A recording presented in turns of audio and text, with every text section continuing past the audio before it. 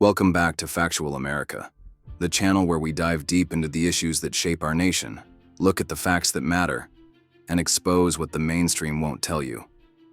Today, we're taking a hard look at a topic making national headlines and dividing Americans: the so-called Student Loan Forgiveness Plan.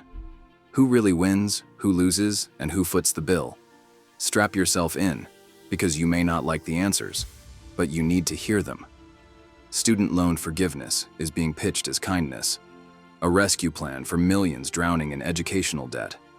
Politicians promise relief, celebrities cheer, and activists line up on social media to celebrate what sounds like free money.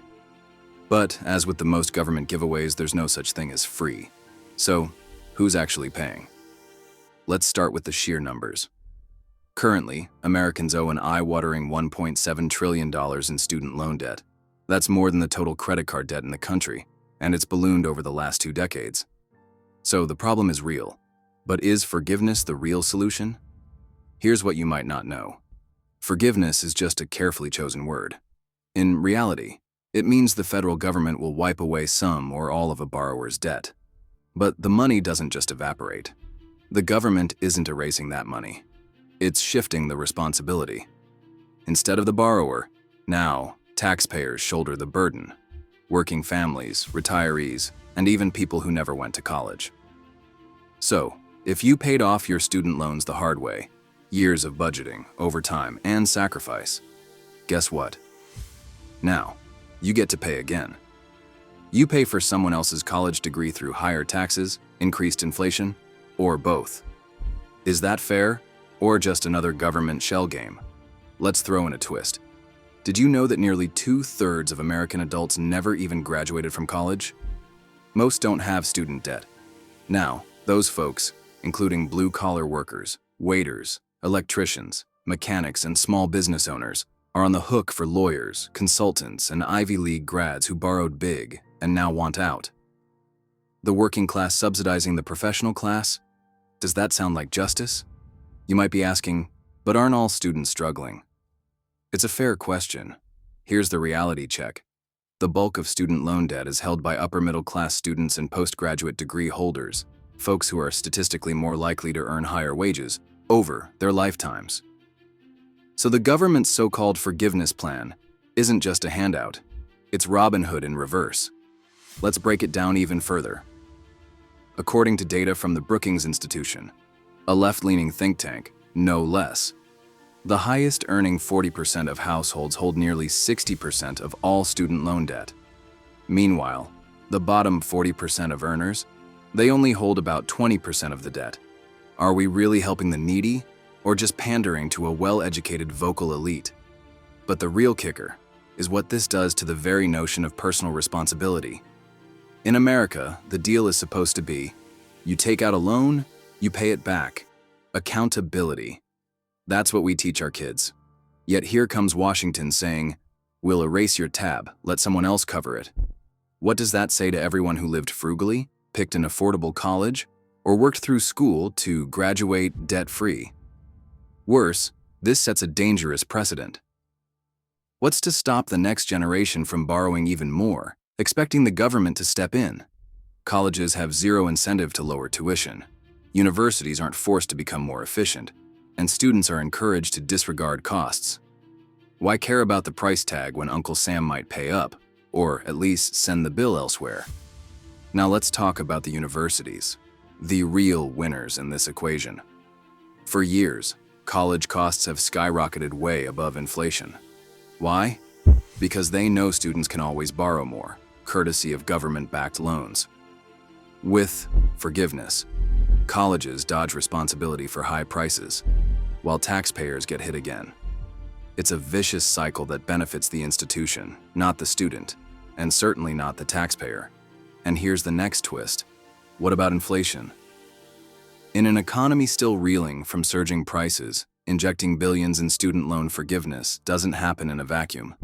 Even economists at Harvard and the University of Pennsylvania say these debt bailouts can be inflationary.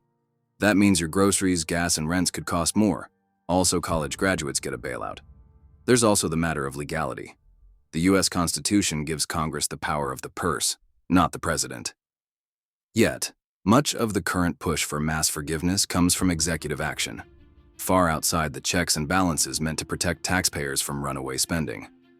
Do we really want to set a precedent where huge fiscal decisions are made with the stroke of a pen?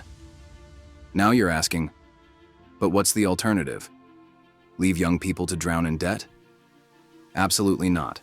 There are smarter, fairer solutions. Hold colleges accountable for outcomes and costs.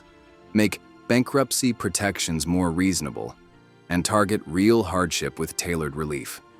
But blanket forgiveness simply shifts the pain from one group to another, pretending the problem is solved when it isn't. Some suggest income-driven repayment plans, enabling struggling grads to pay what they can afford without passing costs to taxpayers. Others propose capping interest rates, increasing transparency around college costs, or even incentivizing skilled trades. Real alternatives for young Americans fed up with the college debt treadmill. There are better ways forward, but politicians rarely address them. Why not? Political gain.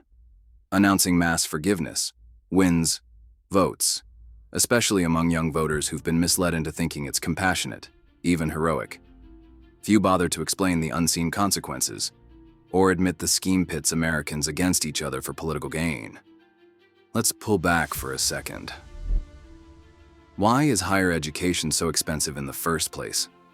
Decades of government guarantees and free-flowing loans let colleges charge more and more, knowing someone else will foot the bill.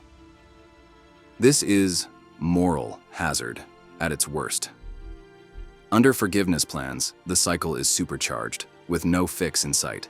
And there's another aspect nobody wants to discuss: fairness to those who bypassed college or chose the military, technical schools, or immediate hard work out of high school.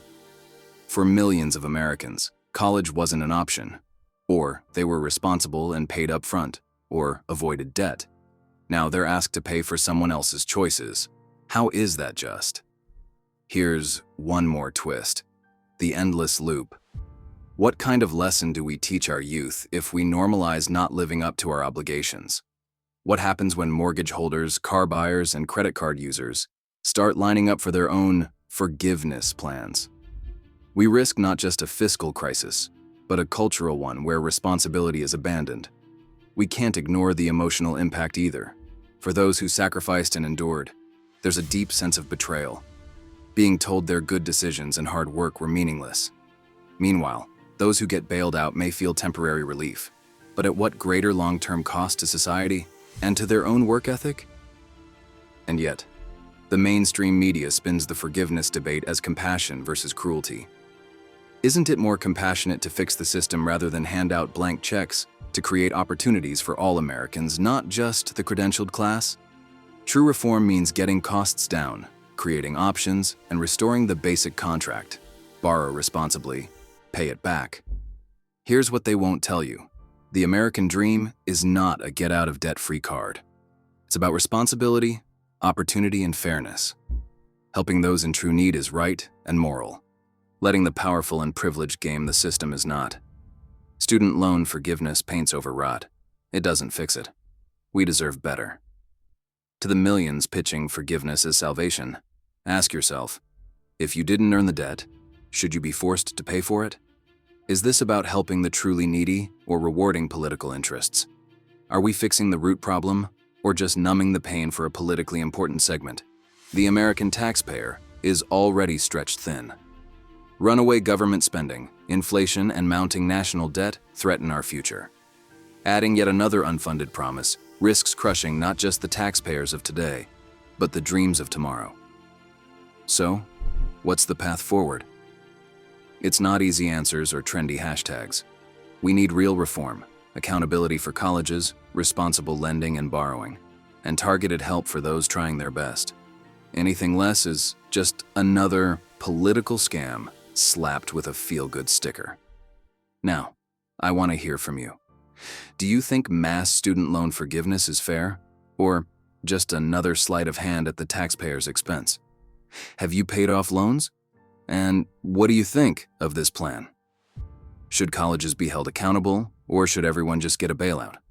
Drop your comments below, and let's have a real, open debate. And don't forget to tell me what other topics you want Factual America to tackle next. Because we're here to bring the facts that matter. If you found this video eye-opening, hit like, share with your friends, and subscribe for more hard-hitting analysis every week. Until next time, stay smart, stay informed, and stay free.